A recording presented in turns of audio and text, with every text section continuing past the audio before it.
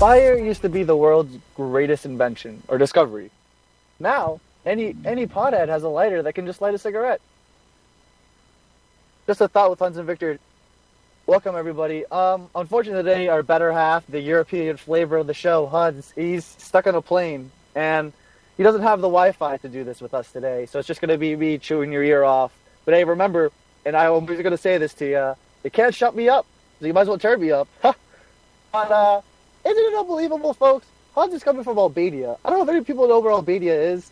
It's in between Greece, Italy, Serbia. It's thick of that little Eastern Europe there. I wish he was here right now. He'd give you even a better example to the point you could imagine it. But I think it's around a 10-hour, 12-hour indirect flight to go from there to here in Massachusetts. And 12 hours, it sounds like such a hassle. You have to sit between those aisle seats, and you have the crying people, the guys who smell bad, the people with the sniffy nose. And it's awful. It's 12 hours of your life, half a day, for Christ's sakes. But you have to remember, back in the day when people had to make this kind of journey, it took years. You would start this journey hoping that your grandkids would make it to the end. Hopefully, you know what I mean? These people would go through boats, whatever the sea has to throw at you. Do you know how terrifying the oceans is? I love it that we can go to beaches, but anywhere behind a beach recommended area to me sounds like dead man space. It's terrifying down there. What's the difference between space and deep underwater? It's just a thought I'm thinking, but no stuff is your gravity. You can't breathe. You're weightless in the air, and people tell me that underwater diving isn't that scary. It's terrifying, folks, but quite the thrill ride. And have I done it? No. Would I love to do it? Absolutely. But there's nothing that scares me more than the unknown underwater trenches down there. And now Hans is coming in from an airplane, and he's just probably watching some shitty movies, taking an uncomfortable nap, grumbling for about a half hour to 45. I know this guy like the back of my head, and he's like most everybody else here that would go through these airplane rides. A movie here, some reading there, some grumbling and upset here or there. And then at the end of the day, after 12 hours, after half your whole day has been wasted, you're home, you're sleeping in your nice comfortable bed or wherever you're sleeping in, and you're just on with your day.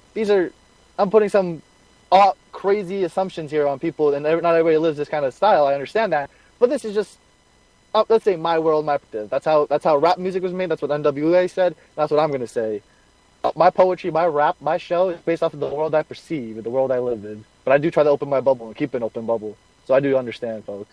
But he's coming, he's going to grumble about it. People grumble about that. It's like Louis C.K. said one time, they're giving you Wi-Fi up there, and you guys are still complaining. Give it a break, people. They're doing the best they can to give you the most comfortable ride that goes almost, I don't know how many miles, through bodies of water, through countries, continents. It's unbelievable. But here we are, complaining that it's 12 hours and a whole half-hour day. America running on Dunkin' is a terrifying slogan. Because why do we need to run to go anywhere? Why must we be pushed to make rush decisions or make rash decisions and not think through? We can walk places. We don't have to do things immediately. But some things need to be done immediately. Like this healthcare system. Oh my goodness. In America, for everybody else who's listening, in America, it's almost downright impossible to pay for Medicare. Unless you're one of the rich, or better, one of the politicians that gets free healthcare from their job. Which, also people, if you're underage or you're young and you're thinking of where you want to go in life, pick politician. They have great health insurance, and at this point, health insurance might be the only defining factor you need a job, because this stuff is almost downright impossible to pay. And it just baffles me, because there are many people like to say the Martin Shekel story, this Albanian dude who bought some, I think it was AIDS or asthma, I can't really remember, drug, and then jacked up the price. And anybody wants to correct me or tell me any facts that I'm wrong about or any cool information at all, Victor140 on Twitter. But and he jacked up the price, and it made it a lot more expensive because he bought the company. And it made a lot of people can't buy the actual drug anymore. But he made a killing for the people who could afford it. He raised the price, people thought it was the drug to buy, people bought it. and he made a killing. And people went to jail, but people thought they went to jail because he jacked the price. He went to jail for, I think he did some tax fraud a little earlier before that. That's what he was going to jail for. So the system doesn't. So like what he did was legal, in a capitalistic country. That what he did was a smart play, and I don't know if he's the first to do it, and I'm sure he wasn't. Honestly, I'm sure this has been done. People are cruel and come up with twisted ideas to make money from day one, but now I see it all the time, even more and more often now that people are spreading it. But everybody has to understand, in their pockets, no matter whether it's Apple or Nokia or Samsung or whatever little brand it is, if it's got a little camera on the back and it can record, you are the new media. We are the media, folks. We don't need it. People are worried about propaganda. People are worried about how people can spin the story, how they can make the video look one way or another. Just if you're there, if you can have the video, if you're there and you have it in your pockets, record it. Doesn't matter if it's a shitty video. Doesn't matter if it's a bad angle. The matters is that you did it, and then you have it, and then people will always know that this is what actually could have happened that day if it ever became an important day. Can you imagine how different life could have been like if people had cameras when Lincoln was shot or Kennedy was shot or when any of these crazy stuff happened? What if people had little cameras when Watergate happened? Much smaller and unique. They had cameras then too, but much smaller cameras, little like iPhones. Or any smartphone. We have such a power to to take the news in our own hands. We're underestimating what we have in our pockets. Which brings me to the next thing. And like I said, if I say something too stupid or too ridiculous, sucks, because you have to listen anyway. And you can just turn it up, because, it's better that way. But just my train of thought there, folks. Don't ever do that to yourselves. That ever happened to you? You want to say one thing, and all of a sudden it just absolutely kills your thoughts. You don't even know what you're talking about. Oh, give me a second here.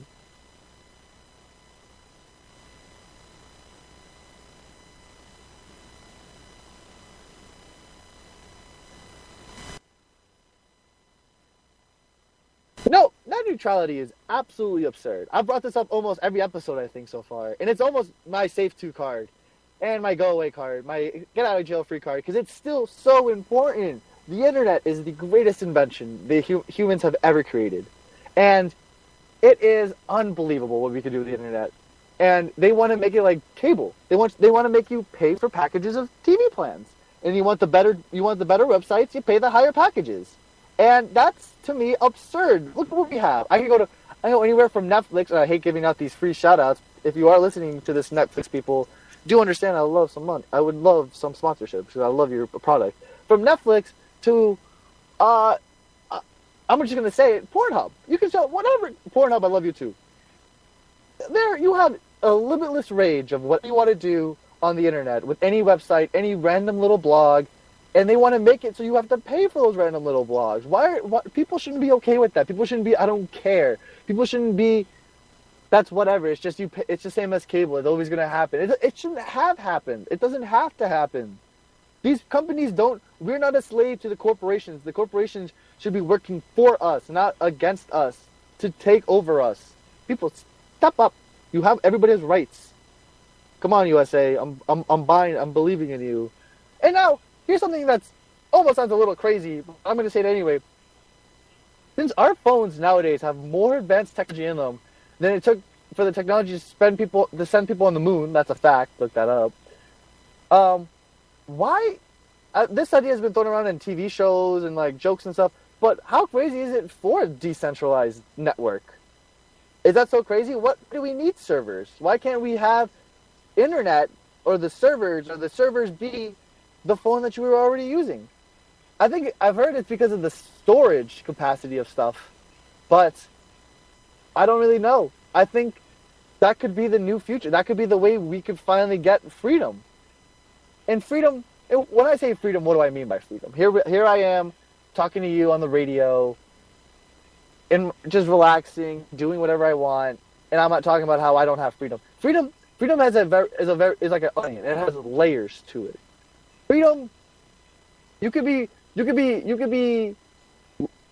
captured while living a free life. You could be in what I call a system within a system I know that sounds stupid. It is. That was actually a pretty dumb name. I'll come up with a better name later, actually. Well, now let's just say a system with a system. Because although I feel like I have free choices, I feel like I could do whatever I want, at the end of the day, I have to do what's more financially able on my part, on anybody's part, on any part of the world. It doesn't matter what world you live in.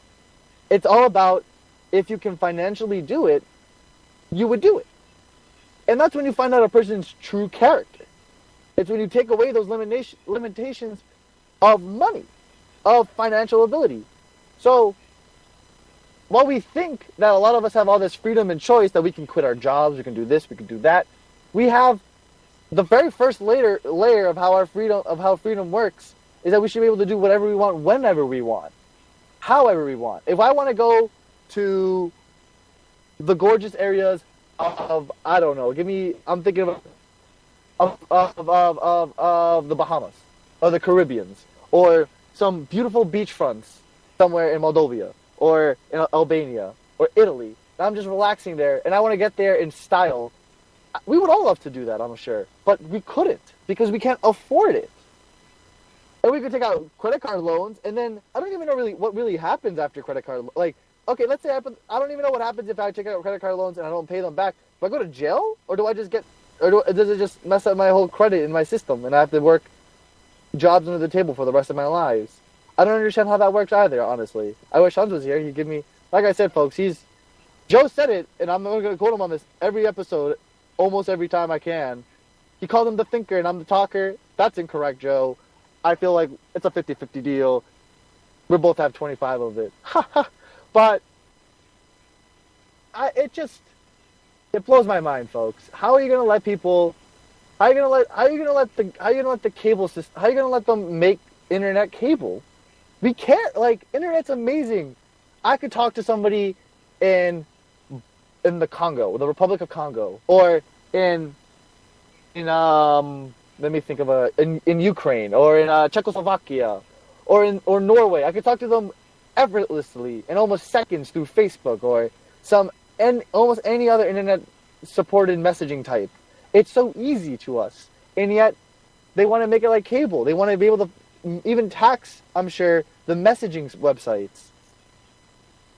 All the big companies are taking a stand against them. You should too. We have the power to take a stand. The FCC is trying to fuck all of us. I'm just gonna straight say it. I don't like to swear. It takes away from my what I think is elegant dialect. But I'm just gonna say it. They're trying to fuck us. So please, folks, if you have a chance, if you're anywhere nearby, take a stand. Fuck the FCC. Do not let net neutrality go. Okay? Thank you. You guys are fantastic. But if I'm going to talk about another thing that's going to blow my mind that's almost just like FCC, and I brought this up last show, and I'm going to bring it up a little bit more in a little better detail this show, toddlers and tiaras. But what disgusts me even more, reality shows about little girls, or little toddlers, or little children. I'm thinking one show in particular, I'm sure has tons of fans out there, and I just don't get how you guys do this. Dance Moms. I've seen, my mom loves to watch it, even though she says these poor girls all the time with it. And I'm sure other people's moms are the same way. I'm sure you people might say the same thing. But how do you watch these, I want to say 12 to 11 to 13-year-old girls? Oh my goodness, I can't believe how awful I am with age. You'd think I'd get some experience by now, but I guess I don't. But to 11 to 13-year-old girls, and they're just trying to dance. Like, dance is supposed to be a fun thing that, like, you're supposed to do to stay in shape and keep your kid active and learn something. Dance is much better than sports, I think, because most people don't end up becoming a professional athlete, but a lot of people who dance use those dancing skills in a lot of parties and great situations. Dance, I'm signing up my kids for that. And it keeps you incredibly limber, and it's a great workout. But these dancing folks are crazy. They're doing these crazy gymnastics, and it's just a great thing to do with your kids. And I don't know why. And sports is crazy. Speaking of sports, isn't it unbelievable that the NCAA makes so much money, but these kids can't even get the scholarships? At this point, I'm thinking, you know what? Fine. If you're not going to pay them because it's supposed to be an after-school activity that just got blown out of proportion, it doesn't make any sense to me. If that's what you're going to say, and we're not really going to have, and nobody's going to really do anything to stop you guys, then all I can say is then all I can really say about college basketball, college football is this: you might as well at least give some of the money to those colleges, at least lower these tuitions for folks. Be like, oh yeah, a great school to go to is Duke because Duke is highly difficult to get into. It's a great school, great basketball team. Oh, and by the way, because of the revenue that the basketball brings in, because it's a Division I school, the tuition is actually incredibly affordable to almost free, depending on grades. And tons of schools can do this. Division II, Division III. If you're not going to pay the athletes, these coaches, I'm sorry. I'm going to say it. I love coaches. I'm sure they do. I'm sure they're great people. But these coaches do not need multi-million-dollar contracts. I'm sure it's great to have them, and I'm sure it's great to give them to coaches. But when some of the highest professions in the school, highest paid professions in that state are the football coaches, something needs to be done. Because that's almost ridiculous. Come on.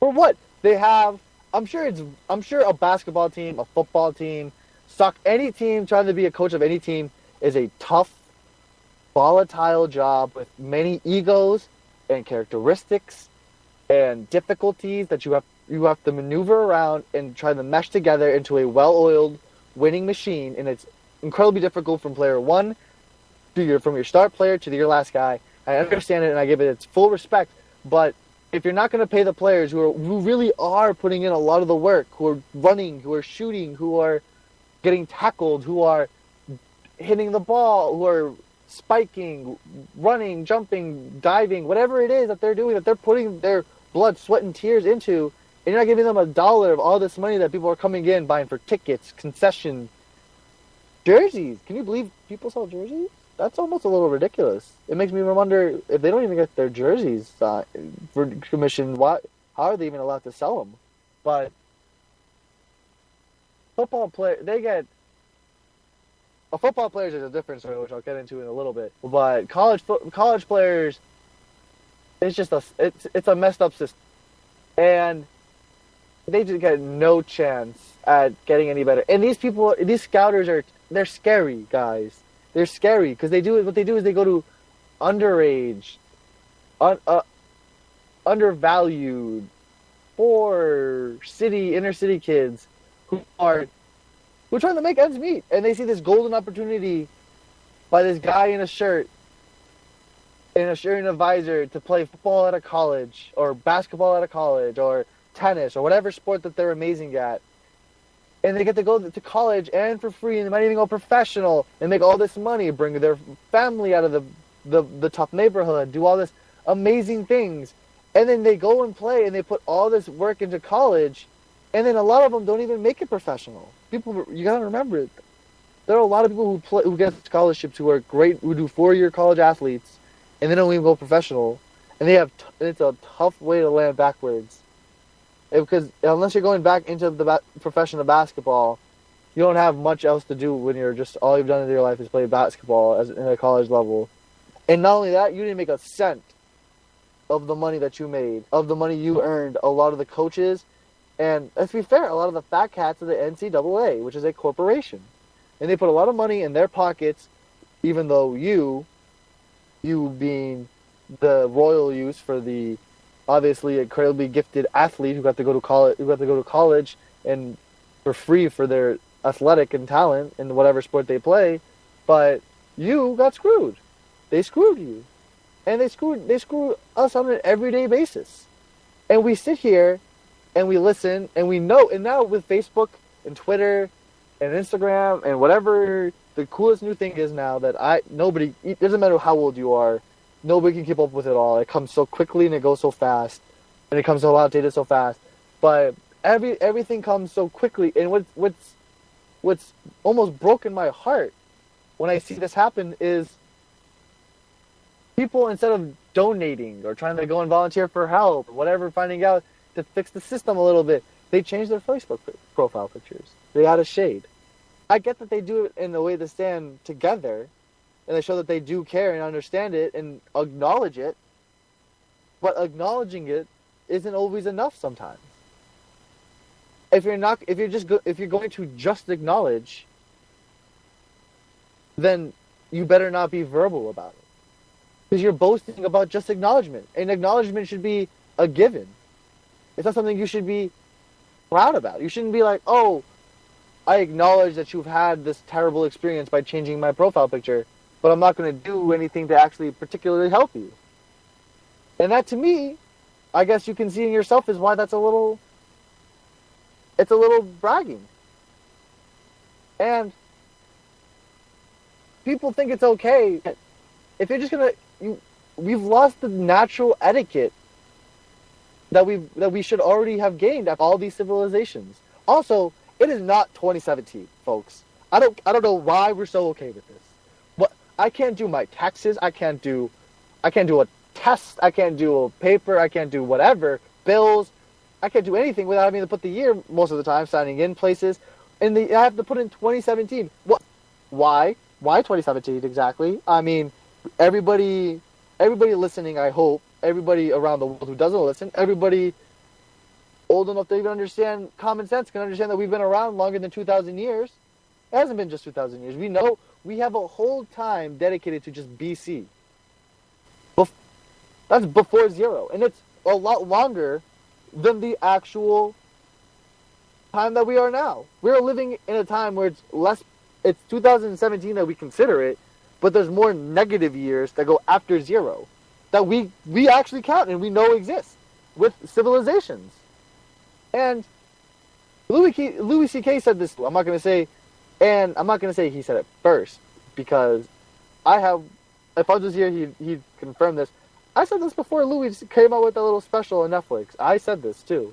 This is something I'm sure a lot of people have come to conclusion with, and I just want to spread it as much as I can too. It's not 2017, folks. It's I don't even know. I don't know. I'd say 567,000. We've been on Earth for a long, long time already, and it blows my mind that we're okay with it. And you know why? And here's why it blows my mind. In America, it's supposed to be separation of church and state. That, I hope, speaks for itself, but I will explain it.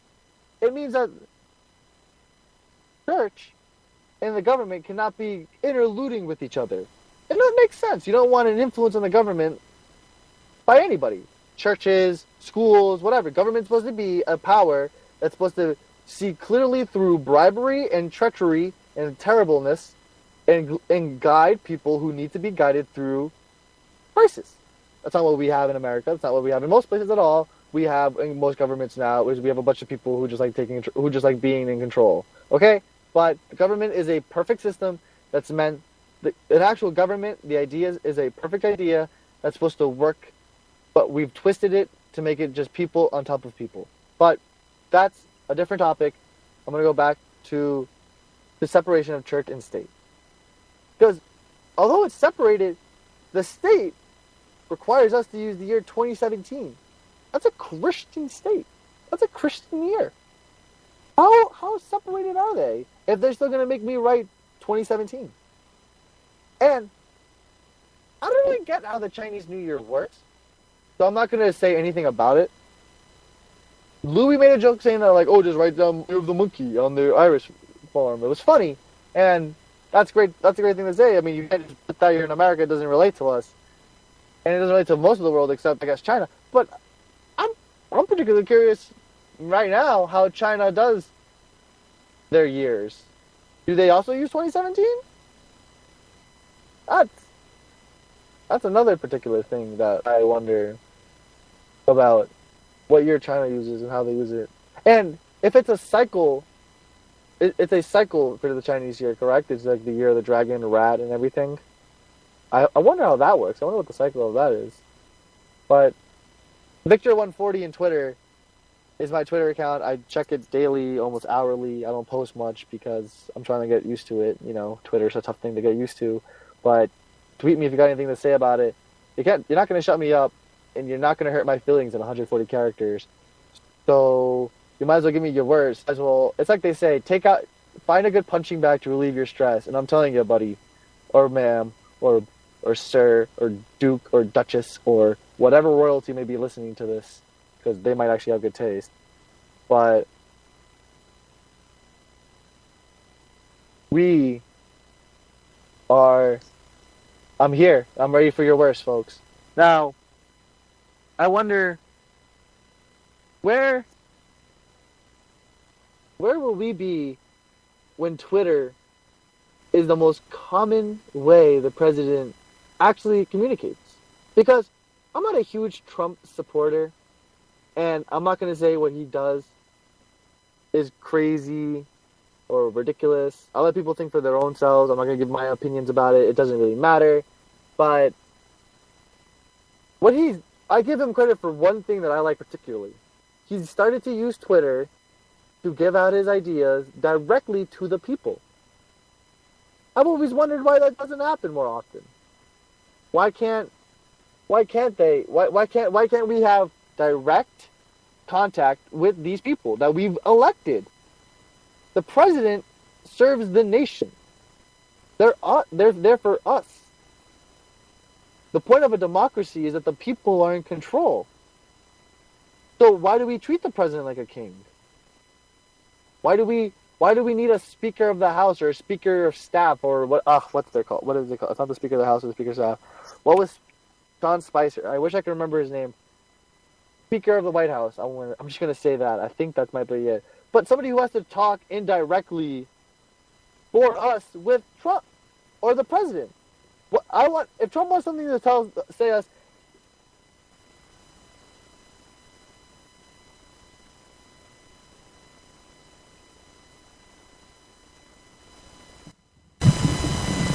If Trump wants to talk to us or through Twitter, that's brilliant to me. Because why shouldn't he be able to talk to us through Twitter? Why can't we find out how the world works like that, huh? Who says that something has to be kept a secret, or even from us? We should know. They're there for us. Now, press secretary. That's what they're called, folks, and that's what it was called. Thank you, Matt Halsey, the producer. You are fantastic, much smarter than I. But press secretary. Now, it blows my mind. Why do we need this mouthpiece? Why can't he come and just directly tell us what he's thinking? And Twitter is so fantastic for that. 140 characters. That's probably the biggest problem with Twitter, honestly. It's that it made it so short. I'm sure. I mean, I like the idea. It keeps it a tweet, and it's quick and it's easy, but you just gotta. It's just such a great way to communicate with anybody in the world, and it helps everybody come together.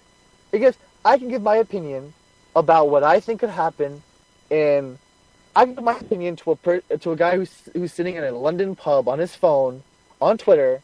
I could be like, I think Brexit's stupid, and this guy just happens to be unhappy about the Brexit thing, and he'd be like, well, actually, and it's me with facts about the Brexit thing I didn't know. And I'll be like, well, and then we get into this great thing on Twitter with this guy in London on the pub, and I would hope at the end of it, we would both learn something new about the other person's opinion. Or, I have a rival who's going to swear at me. It doesn't make a difference what happens. But the fact of the matter is that communication, that whole thing transpired. And we were miles away from each other. We were so this ability to just send instant messaging, this cyberspace that's been able to connect us all, and Twitter, and this is a great way that the president can contact us directly, speak to us, let us now. There's no reason that the president or any government official can be like, it would take too long to let the people know.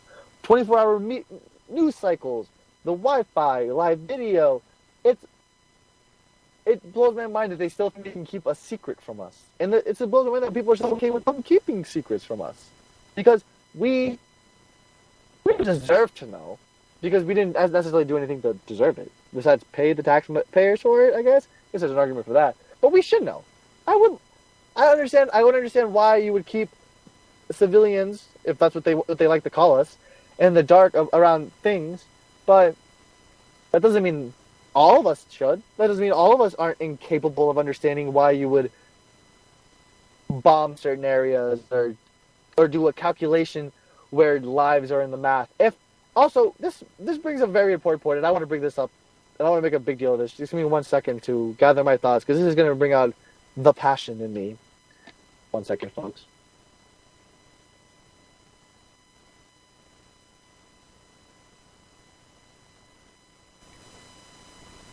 Now, I'm not going to do this justice that already has been done of this by some much greater people than me, or on talk shows, and much more experience, I guess, is what I should have said. But FIFA,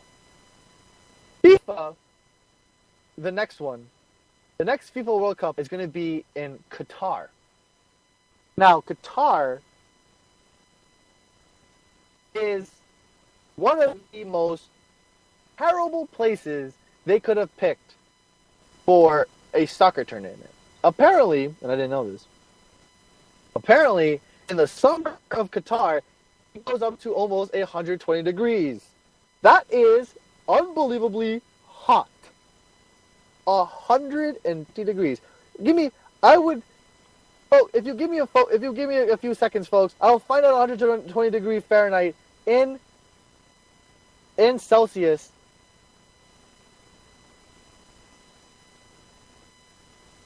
So we can all understand how hot that truly is. It's almost 50 Celsius. 120 is almost 50 Celsius. And it gets higher, obviously, for those little reasons. Now, can you imagine? I don't know. I mean, soccer is the sport that unites the world. It is unbelievable. In World War II, they took a break for soccer. People have been playing soccer before wars, after wars. Soccer is the best way. I love it. Love some football, soccer, whatever you want to call it. I love it.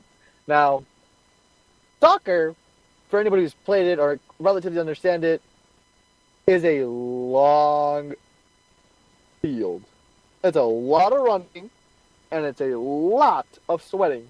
Now, it's tough to play soccer, period, due to the amount of running that you would have to do. I'm talking about when people get subbed out, it's this cool new thing. People get subbed out, and this is around like the 60th, let's say 60th, 70th minute of regular time for a sub, whatever you want to call it. And they'll come out and they say distance traveled by that player on the field if he was running. So you know what I mean? So they would go, after a while, they'd be like, he's already ran 1 kilometer worth of distance. And on and on. And sometimes some of these people would be coming out with 26 kilometers, 23 kilometers. And I'm thinking to myself, oh my goodness, that's almost a damn near marathon. Now I understand that there's a lot of walking and jogging, but soccer is a long sport, and you get tired in it, and you make it tiring, and then you give them 120 degrees Fahrenheit or 50 degrees Celsius blasting on these poor humans as they're already supposed to be playing for 90 minutes. That's already a terrible place to think about it. Now here's the real part that's gonna I think grind some gears, really get some people riled up. I hope at least, but it's that they utilize, oh god, this just sounds awful to say. They utilize these things called worker slaves, where they take away the force. The workers are basically slaves to the people who are working them for them. I hope slaves are a terrible thing. I hope most of the world, most people, know more about it than I do. And I'm not going to say more. I'm not going to say it, but I'm going to say it simply. It's a terrible, terrible thing. And worker slaves are just as bad. And when they were given the budget sheet by Qatar, one of the columns was actually worker debts. Like the amount of debts that they're expecting from their workers, that means workers who die, while building soccer stadiums. Now, I love soccer as much as the next guy. I love it. I told you, it connected. I love it. But when you have to build stadiums where people have to die in order to build them, when did the sport become so much more valuable than human life? When did anything become that much valuable when did anything become more valuable than human life? These stadiums, I don't think Qatar has very many soccer teams. These stadiums, as Brazil, as South Africa, after FIFA goes to these countries and they destroy their economy. They build these crazy stadiums. They have these crazy celebrations for FIFA, and it's a crazy summer, and they probably have some great revenue. But afterwards, these stadiums lose a lot of money. They're deserted. The town stays in rampant in destruction. The laws are different when FIFA's around in your country, and it blows my mind that that countries who can't afford it even try to sign up for it. These are people who don't care about people anymore. I can't. What if they're gonna add a column about how workers died, and FIFA's gonna be like, if FIFA's gonna turn the next page to find out what the final cost is gonna be, and not even care about one of the fees in it, because that's all that's gonna be. Why are we okay with this? Why are we okay with? I'm just gonna say it. Sports are great. Sports are fantastic. I love watching them. I love playing them, and I understand why people all around the world look at them as in great fashion.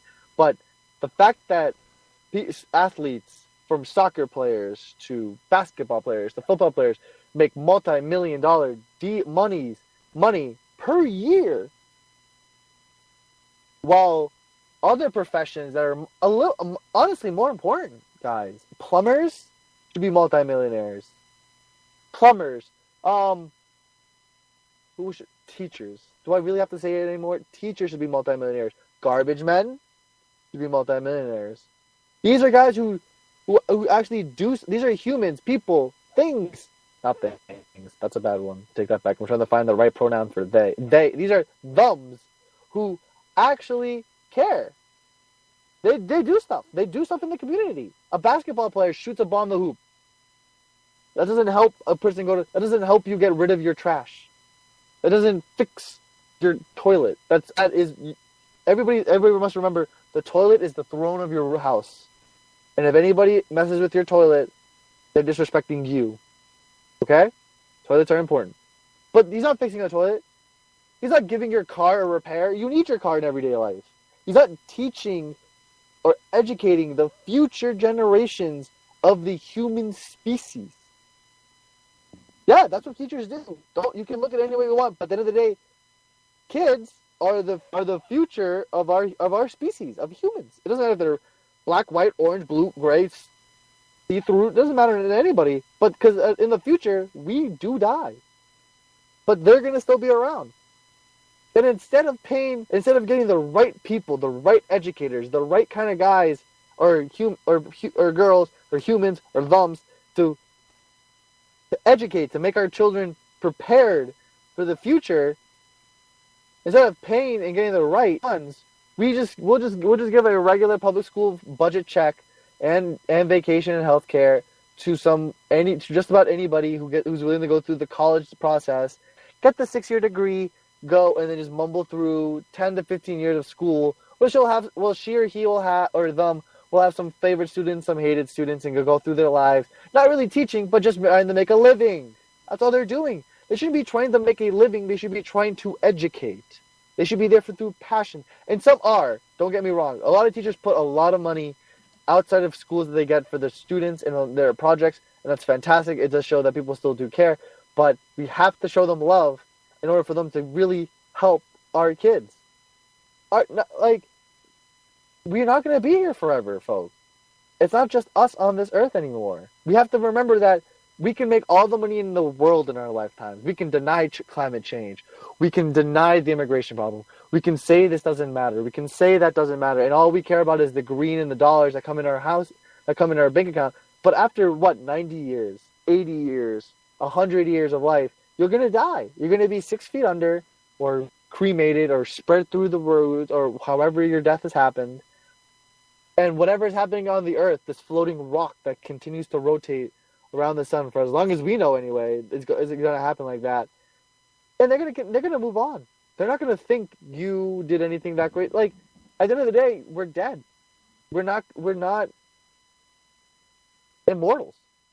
We are people, and we should understand that we should be helping the betterment, not of us, but of our species, our kids, our future, our generations. We don't have to make the world amazing. We don't have to find the way to travel the universe. But we should be able to foster the children into a way that they can. We should be working together. We shouldn't coexist with people, folks. It shouldn't be a coexistence. It should be in existence. We're one thing. And there's plenty of other species and other planets that are terrifying and that are working together in other galaxies, and they know about us, and they just haven't been able to get here, or they just don't even know that we're here. But if they did, they see easy reaping, because we're fleshy little meat people, folks. But I'm going to end this on a good note. Although we might also just be as smart as everybody else, in the universe, and nobody can stop us otherwise. So we're crazy, we're a complicated species, but I love humans, and I hope humans love each other, and they should. Thank you, everybody. That's all we have for tonight. I'm saying good night. Just a thought with Hans and Victor. Thursdays at 11. Have a good one, folks.